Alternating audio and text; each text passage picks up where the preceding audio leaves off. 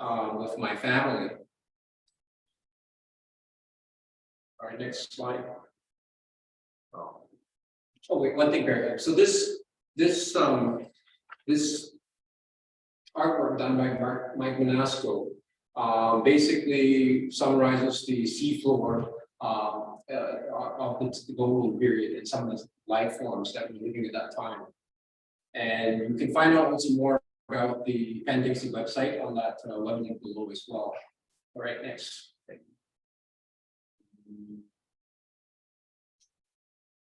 Okay, right there. So, do you have a point? It'd be helpful if you have a point. Yeah, I got it.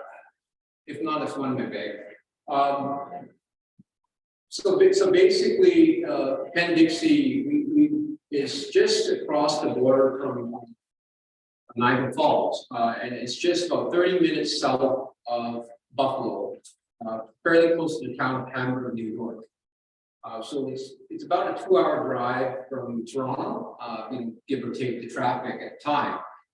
So it's very accessible to many Canadians as well, and then there are approximately 18,000 visitors visit Penn Dixie Fossil Park a year, and on a regular year, of course, to collect fossils at this fossil park. As you can see on the right, this was a site it was a former cement quarry that was active during the 50s to the early 80s. And then it sort of fell disrepair, and it was almost converted to a waste transfer station from the previous environment. It was stopped.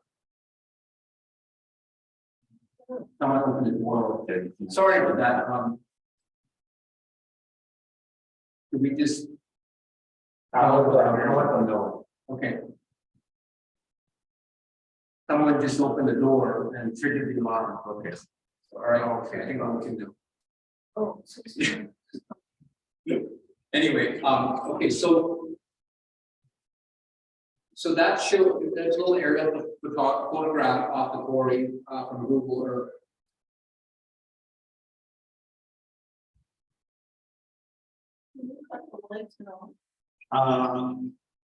Yeah, it's okay if I close the lights. Yeah, sure. Oh, that's see. Yeah, hopefully I can see my notes.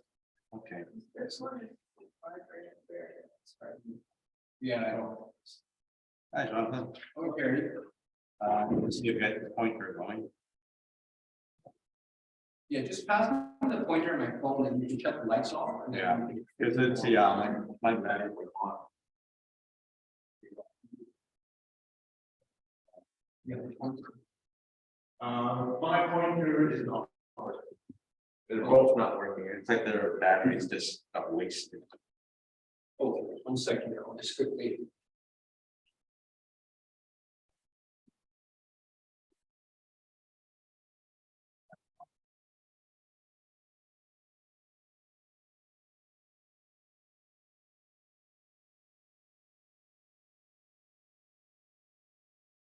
Okay. All right, we can go ahead. I've got mine. Okay, good.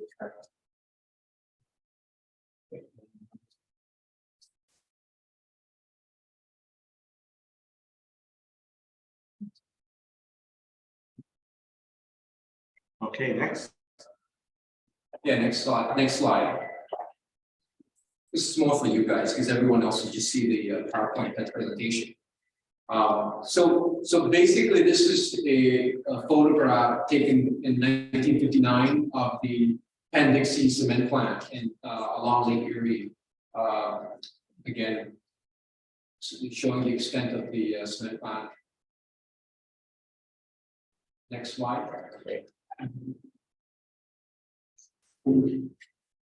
And here it is. Here's the entrance of the park. You would drive through a fairly rural community to get to the park. It's not too developed, but there is some housing now around the park.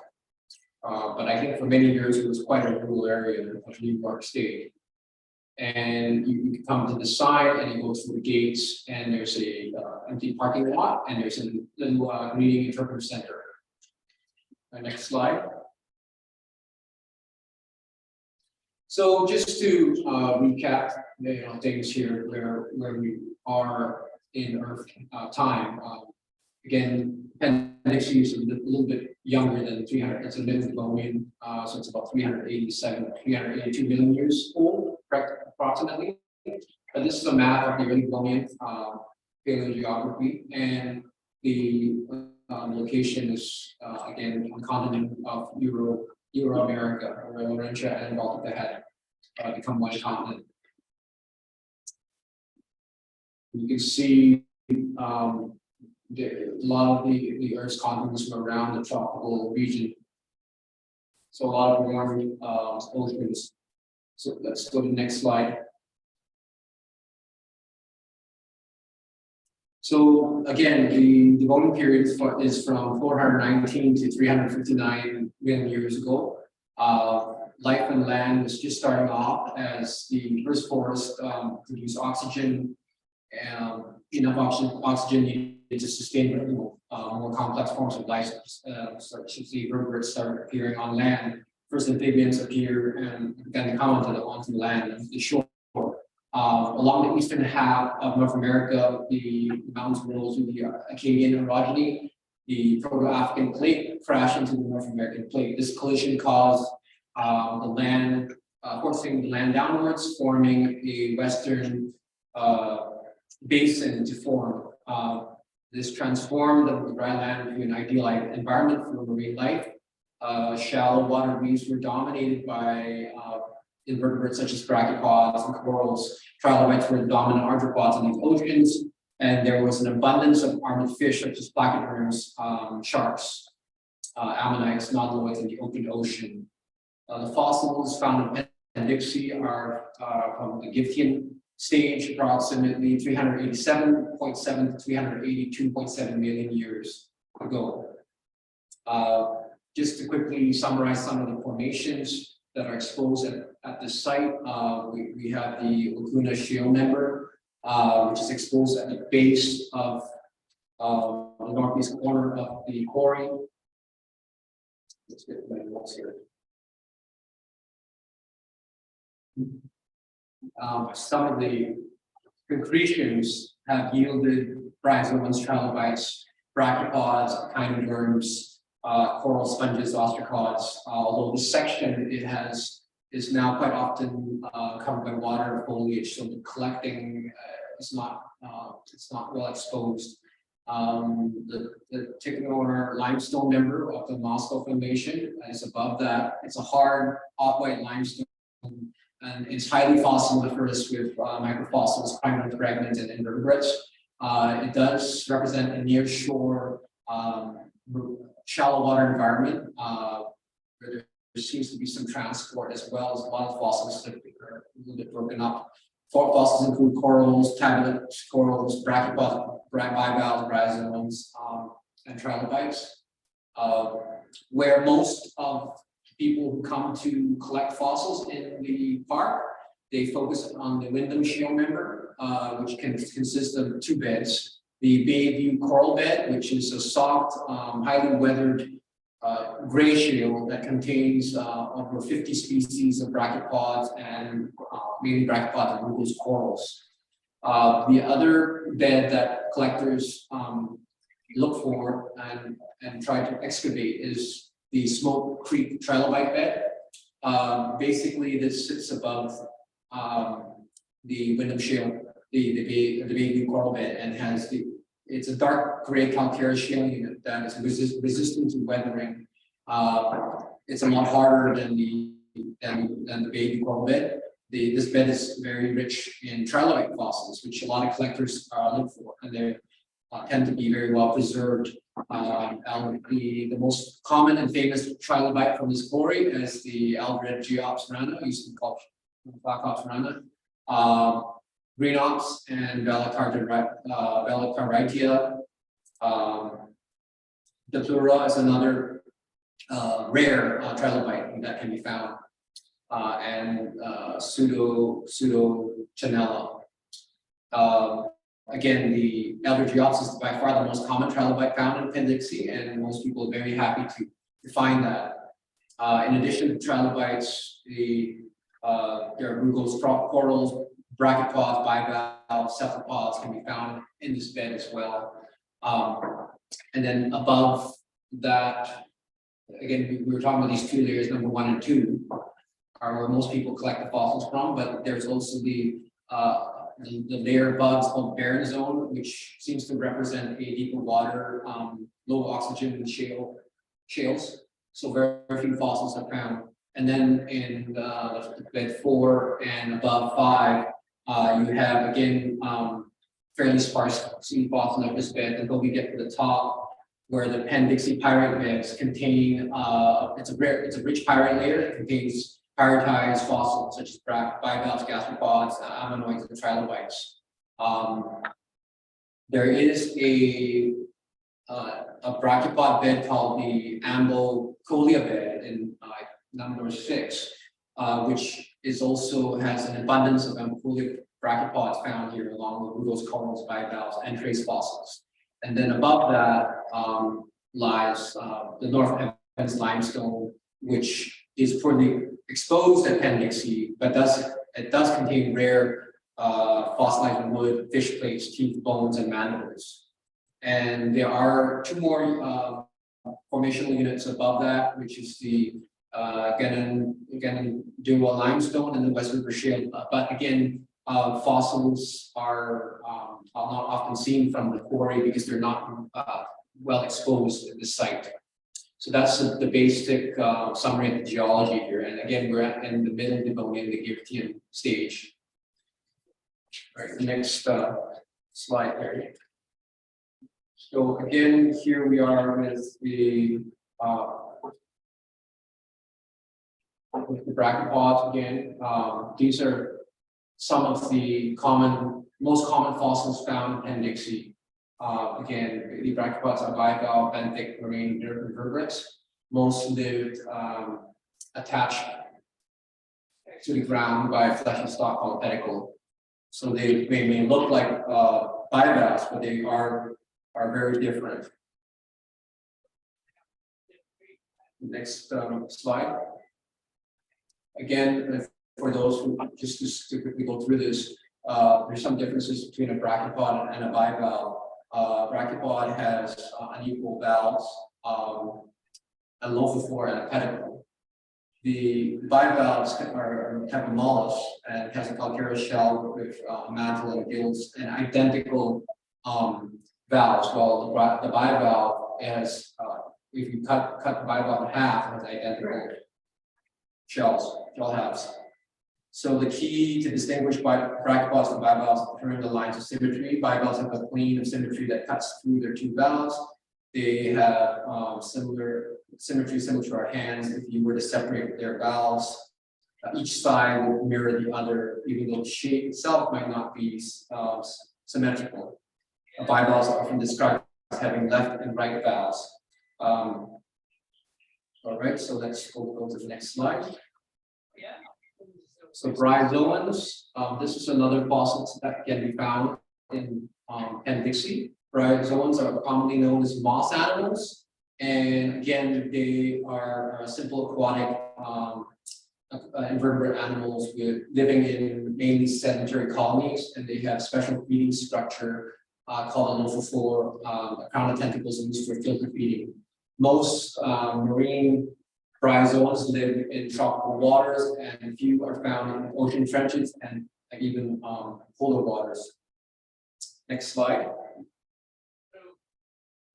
So again, another fossil that's found again are the arthropods, which is the trilobites, a marine extinct group of arthropods that form class trilobita. Trilobites are the earliest known group of arthropods, or one of the, I should say.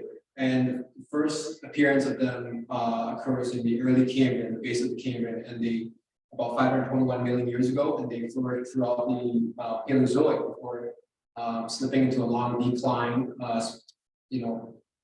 especially towards the end of the late Devonian, where all the trilobite orders go extinct, except for the Protida.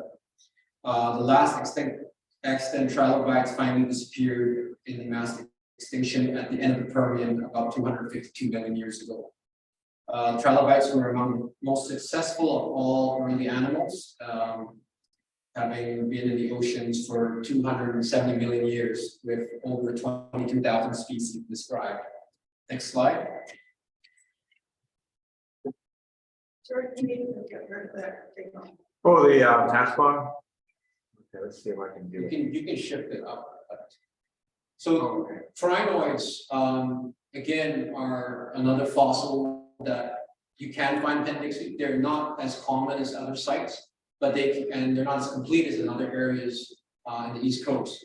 But they are marine animals that can. There are echinoderms in the phylum Echinodermata, and which also includes starfish, brittle stars, sea urchins, and sea cucumbers. The echinoderms are recognizable by their 5-point radial symmetry. Crinoids are attached to the sea bottom by a stalk in their adult form, and are often those ones are called sea lilies. While the unstalked forms are called feather stars. So that's the next slide, please, Eric. Other invertebrate fossils we found, you've got bivalves, gastropods, cephalopods.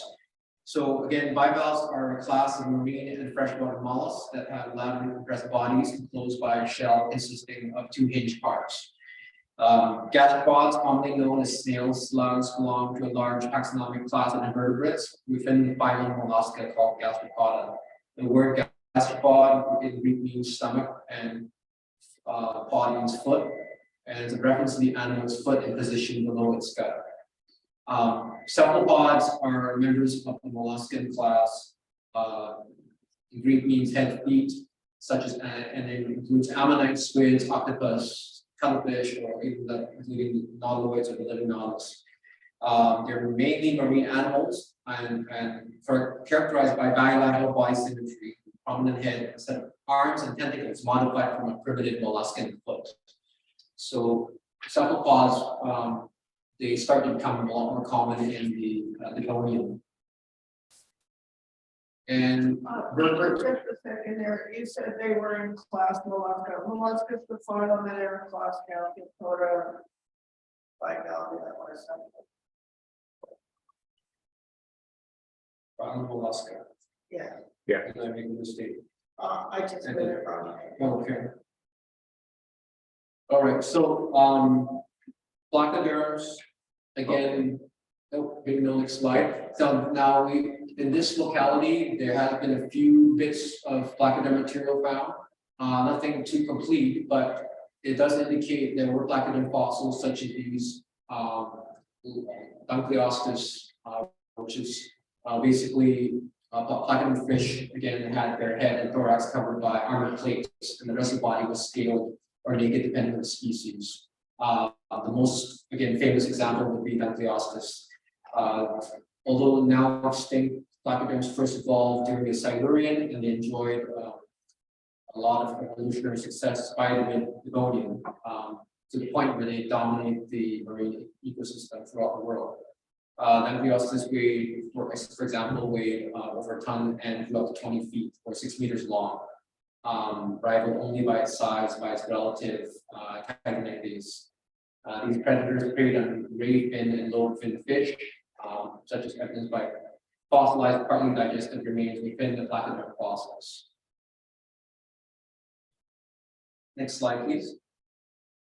So this is a artist's rendition done to depict the typical Devonian landscape. And this is some of the earliest the first forests with Archaeopteris,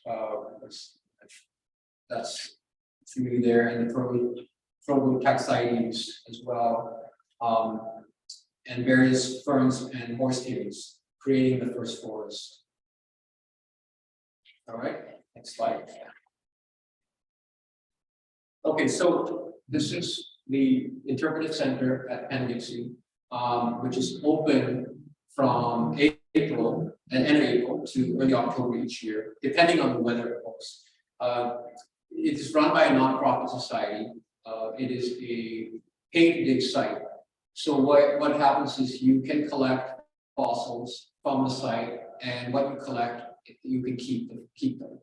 The majority of the fossils found in Penn Dixie are not, I would say, new to science, but they're still very interesting and are very educational, and very important in that regard to teaching the story of history, and especially for future generations. It's probably, in my opinion, one of the best examples of a fossil resource that's been well managed. So the rates are $15 right now, $15 US per adult, $14 for seniors, military and students, and $12 for children 3 to 17. And you can basically collect all day and keep whatever you find. And you have staff on site to help identify the fossils and help provide tips on what to look for, where to dig. There's also a yearly membership as well that you can go to the website, and that allows a family to pay a certain fee and go and return to collect Penn Dixie as much as they want. There is also a special event they hold once a year. I think it's a Dig with the Experts Day.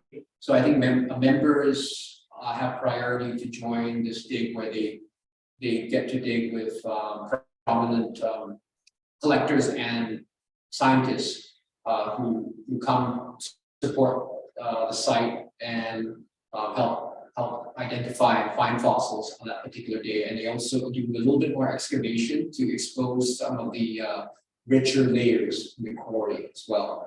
So it's a big attraction for and incentive for members of the Penn Dixie Fossil Park. So there's also a very small gift shop where you can buy souvenirs and merchandise and books of paleontology in the region. So I definitely bought a few things at Penn Dixie kids as well. They have successfully raised quite a bit of funds that they will be expanding this interpretive center in size, and also providing a much better sort of picnic shelter for families to escape the heat during the summer for their lunch breaks. So, okay, next slide. So when we go back. Okay, sorry. So again, when you come in, Penn Dixie, you're greeted by very friendly staff. Most of them are volunteers working at the quarry. And again, they usually have someone check you in and tell you about a little bit about fossils you can find with well-identified examples, and also will give you a little bit of a tour before they let you loose to collect. Next slide. So they also have equipment on hand if in case you don't bring any. So obviously not the best rock hammers and screwdrivers and things like that, but enough to collect if you just came without any tools or didn't know anything about fossil hunting. And basically, the guide will take you out, explain the history of the site, the society, what they do, and he'll have a little guide telling us about what type of fossils can be found in this story. All right, next. So it's a very family-friendly collecting locality, and also extremely accessible. Again, if you're in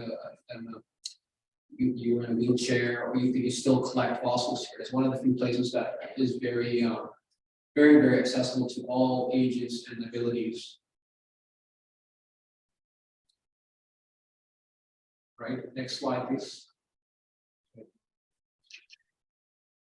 And again, as you can see in the far distance, there's a little shelter that they built that provides some protection from the elements, especially during the summertime when this day was extremely hot, probably in the low 30s, but and humid too, right? So very important for people to take a break from the sweltering heat.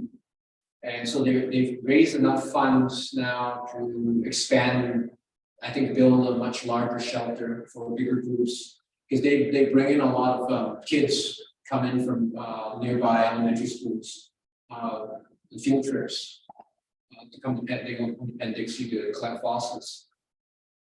And as you can see, there's no covering, no cover from sun, so you have to really wear appropriate, clothing for the weather. Next.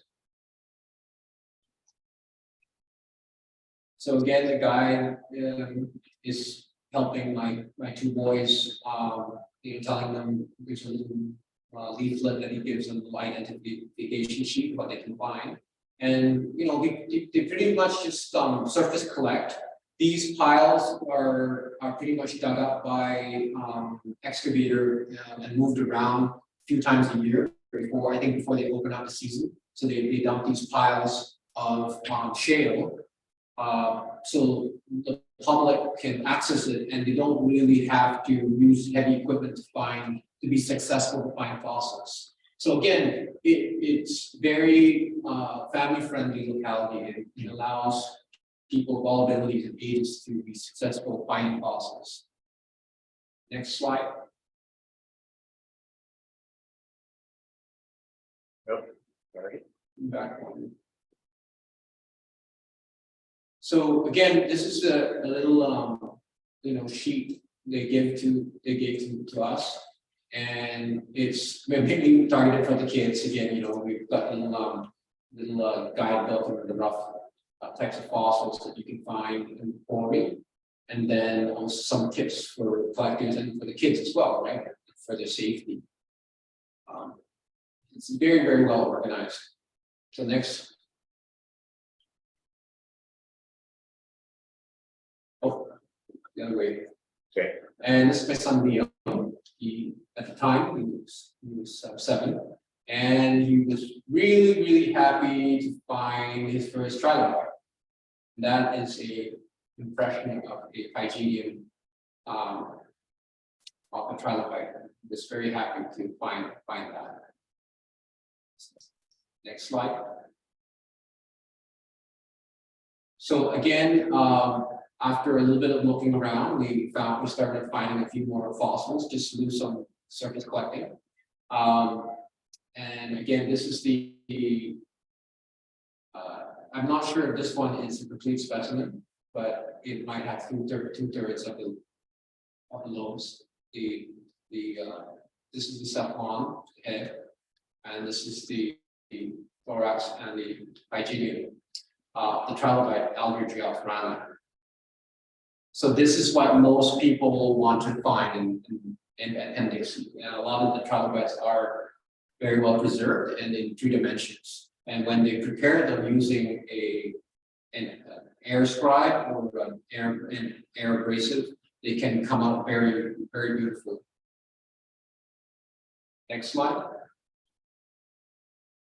So they're calling that a shale, but actually it looks a lot like a limestone. So is it? No, that's it's the color of that, but it's because it's some kind of dusty. So it's sort of like calcareous. Yeah, it's calcareous shale.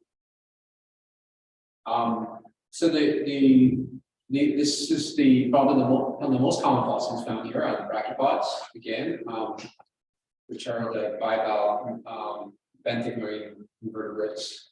Again, most of the bivalves generally are attached to the ground by a fleshy stalk called pedicle. This is a good example of bivalve you can find in Penn Dixie. If you just get on your hands and knees and look close to the ground, you can spot them quite readily. Next slide. And this is one find I made. I was very happy. I found a fairly large Rugosa horn coral. And then also, once you break up more of the shale, you find different varieties and species as well. Next slide. again, more brachiopods to be found as we start bringing up bits of the calcareous shale in the spoil piles. Look, because most of the fossils have been, the shale's been excavated and dumped into the piles where you kind of sift through. Most people aren't finding the fossils in situ in the layer. We'll get to it in a bit. Next slide. And again, this this is one I think my son found, and I was looking at it. I believe it's a crinoid stem, and then another horn coral. Next slide. So again, when during the rainfall, parts of the quarry will get flooded, exploded, the water table line. And I just showed this photo because there's a certain layer that contains I think it's the Smoky Creek trilobite bed. That's where it contains all the good algae, but it tends to be flooded most of the year. So like you have to kind of look where it's exposed. You can find them about those right layers. Next slide. And again, this is another section. I kind of had a tip from from Malcolm Thornley, who is a very great preparator and collector in the region. And he goes to Penn Dixie quite a bit to collect. And he kind of told me a few tips of where to look. So I kind of broke away from the main group after and explored other parts of the quarry, and I was looking around for areas where to go digging. And this trench here seems to be an area of high activity. So we went to kind of look and we began to excavate certain layers. And you see it's a lot more resistant than some of the other piles. And next slide. And I begin to sort of reach a harder calcareous shale, a much more resistant layer, and true enough, it contains trilobites, the algae layer. And I've managed to find a few specimens. Although the rock is pretty hard, and you have to work it quite a lot to excavate it, big slabs out. Next. And here am I in the heat excavating down the layer. And here you can see another trilobite right there, kind of enrolled one on the side. Next. And while you can still find brachiopods and other of the fossils found in the other part of the quarry as well in these layers. Next slide. And again, some very nice horn corals as well.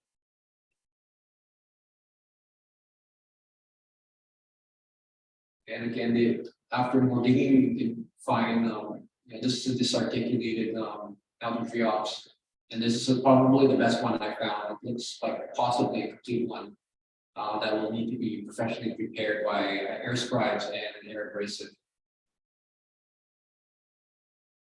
Right, next. So these are some examples that have been found by other collectors and on the internet. Some posted on the Penn Dixie website as well. But that's good examples of the algae multi-slab. And here's one with a very rare double of algae and much more rare trilobite, the Bella carteridea. And the other multi on the right, it belongs to the collector Malcolm Thornley, and again it has a rare triple in it. Next. And again, some of these are they come in rolled, and you can find them either loose in the shale, or if they're in the right layer, the harder layers, they come up very beautifully prepared. And so this is again a very classic New York trilobite. Next. This is one of the finest examples I've seen of a sort of mass mortality layer. It was from the American Museum of Natural History project. And this was also collected, I believe, from Penn Dixie, or at least very close to Penn Dixie, the same formation of the window shale. How big are those guys? They did not say, but I would say mostly brachiopods, the largest I've seen. The big one would be inch and across. Yeah. Right, next. Again, my boys were pretty game up there for several hours until they started getting a little bit too much sun, and so good place to have a shelter. So I think they're definitely going to have to expand that a little bit. Next, there's Oliver with all his pines. He was really happy about it. After we finished up for the day, we went back to the interpretive center, and then we went to look at some of the fossils. So I took some pictures and get an idea of some of the fauna from the area. Not all these fossils are from Penn Dixie, and they seem to be collected by citizen scientists from the area. And I see different localities that in New York that represent the fauna as well. Again, there's different species of brachiopods. Next. And again, you can see the incredible diversity of brachiopods during the Paleozoic, especially during the Devonian time. Next slide, please. And again, you can see here are examples of those corals. Some of them are the ones that we have found earlier. And this is a very rare trilobite diplura that seems to be very rare Penn Dixie, but it does occur in other parts of the East Coast. Slide, please.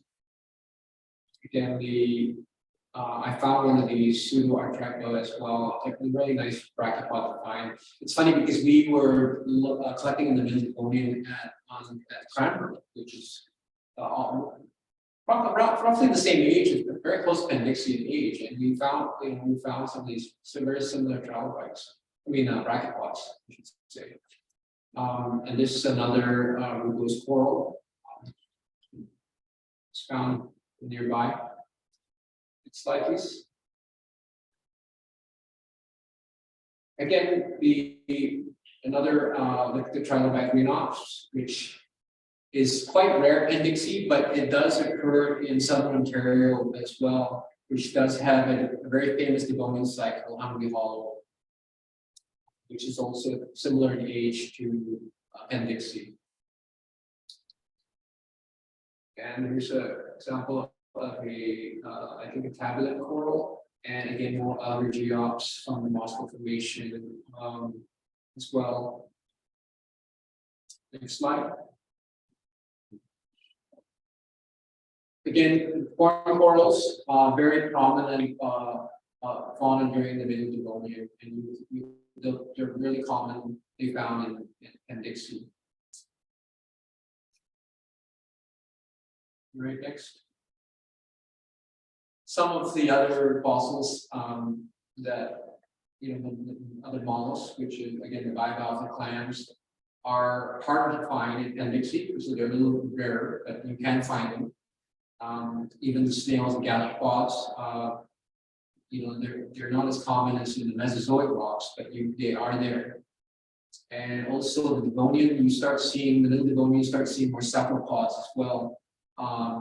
This is a straight shell monomoid, I believe. Next slide. And these were posted on the Penn Dixie website. And again, examples of a ammonoid, fairly large one. I think this is 15 centimeters across. And I think this was a 10 centimeter nonoid found at Penn Dixie Febuary as well. So they do have a very good diversity of fossils found there. Next. Again, more varieties of gastropods to be found in Penn Dixie as well. Again, or in the region. Next. These are the bryozoans that can be found in Penn Dixie as well. Just a tremendous variety of fauna. Next. Again, here we've got some tabulate corals. These I always find these really cool patterns and more bryozoans as well. Next. And here we have the rare crinoids that can be found in Penn Dixie. Again, this is the calyx of the crinoid. And this is the stem of one. I think complete ones seem to be quite rare at this locality, but they do, crinoids can be found nevertheless. Next. And again, for more information, visit pendixie.org. My two boys with their little souvenirs. So I would recommend anyone going to upstate New York or the Buffalo area to visit this Penn Dixie site. It was a very enjoyable experience for me and my family. And I would encourage anyone even in the Toronto or Southern Ontario to just make the trip from Niagara Falls. It's not very far. And because a lot of the collecting localities in Ontario are now closed or not accessible anymore. So a lot of people from Canada drive down to Penn Dixie to collect. The other thing I'd like to mention is that I could not help but think that this is a very well managed fossil resource. It was a very good example of how a society came together to protect the site and not close it down to collecting, but to promote collecting and education. It's a really well run nonprofit society, and I think it's a model that we should study, in my opinion, when we look to manage some of these paleontological resources in this province, such as the Maccabee site. All right, so anyway, that's my conclusion of this talk, and I hope you enjoyed it. Thank you.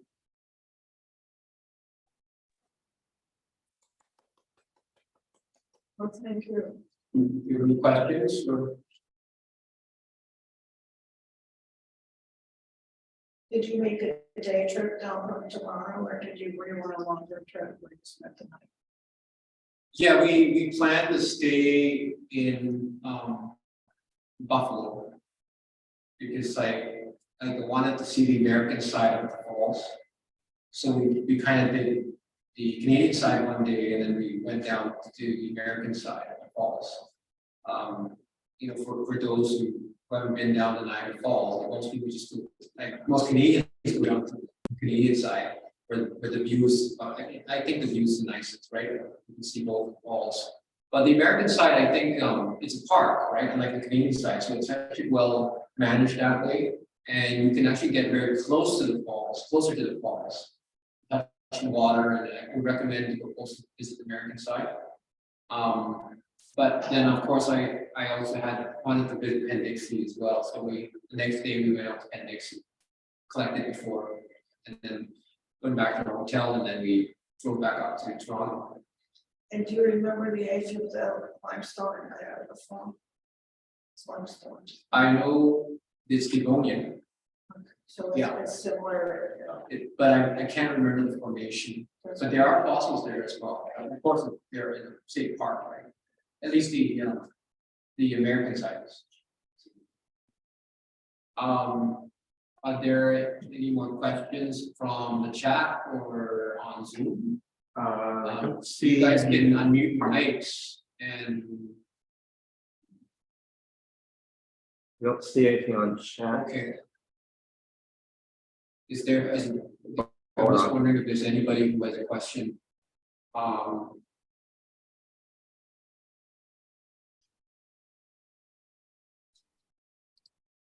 The Hi, John, it's Karen. Oh, I hi, don't Karen. actually have a question. That was a really enjoyable talk. Thank you. Looks like a wonderful place to visit. Yes, I would really recommend it if you're in Southern Ontario, Buffalo area to go. I learned a lot just from how this place is run. It was a really good example of a well-managed resource. Well, thank you. Thanks again. You're welcome. Right, I think that's it. If there's nobody. Yeah, anyone else has any questions? Nope.